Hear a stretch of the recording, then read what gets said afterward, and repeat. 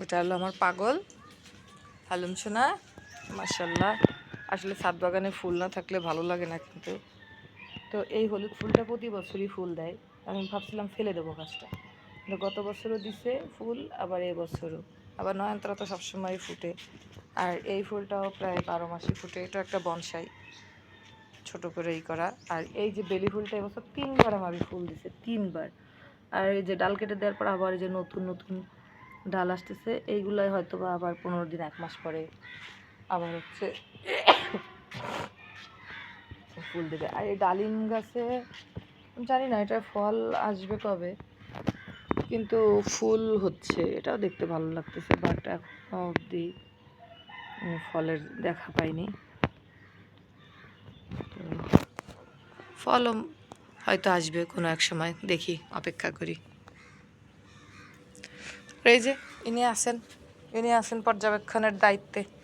গাছগাছালি পর্যবেক্ষণের দায়িত্ব কে, কার কার এই গাছগুলো কার? আমি ছিলাম না। আমি তো ভাবছি যে আমার গাছগুলো মনে হয় সব মারাই যাবে।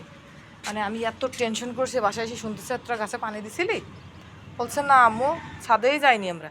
আমি তো করছি আল্লাহ, এবার আমার ছেলে আর মেয়েদের কে চলছে, আম্মু আমার এটা কিনে দাও ওটা কিনে দাও।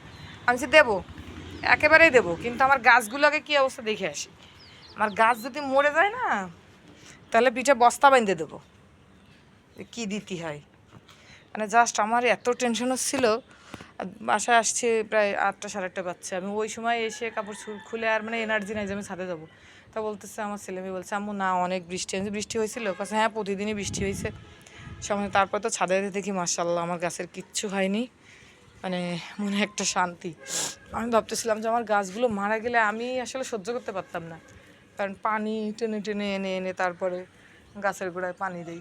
তো ফুল গাছগুলো একটু দেখি, ঘুরি, ভালো লাগে দেখতে। আর যদি আমার গাছগুলো মারা যায় তাহলে আমার মানসিক অবস্থাটা কেমন হবে। এত যত্ন করে গাছগুলোর আমি বড় করছি, এগুলো তো এরকম ছিল না, সব ছোট ছোট চারা ছিল, সেগুলো কিনে নিয়ে এসে। আমার বেলি ফুল গাছটা প্রতিবার মানে বছরে 2-3 বার 4বার 5বার, এই বছরই অলরেডি 3বার ফুল ফুটছে।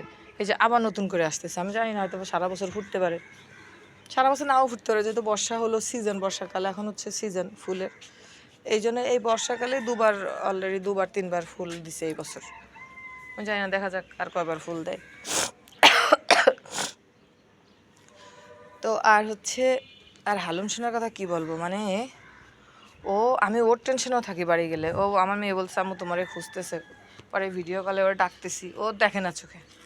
হ্যাঁ, ও দেখে না, আরেক দিক তাকাই থাকে। আমি ঠাকুর ডাক শুনলেই হবে। এই হলো অবস্থা।